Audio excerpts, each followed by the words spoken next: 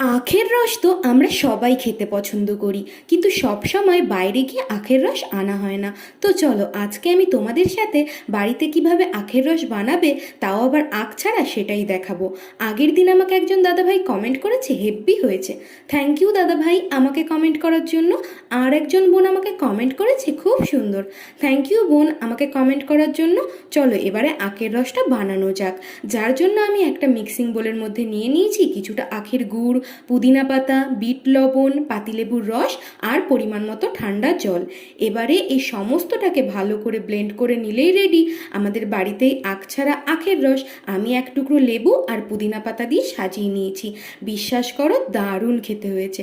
আমার ভিডিওগুলো যদি তোমাদের ভালো লেগে থাকে তাহলে প্লিজ একটা লাইক কমেন্ট করে দিও। আর যারা যারা আমার চ্যানেলে নতুন আছো তারা প্লিজ আমার চ্যানেলটিকে সাবস্ক্রাইব করে আমার পাশে থেকো। যারা যারা ফেসবুক থেকে দেখছো তারা পেজটা ফলো করে দিও। টাটা।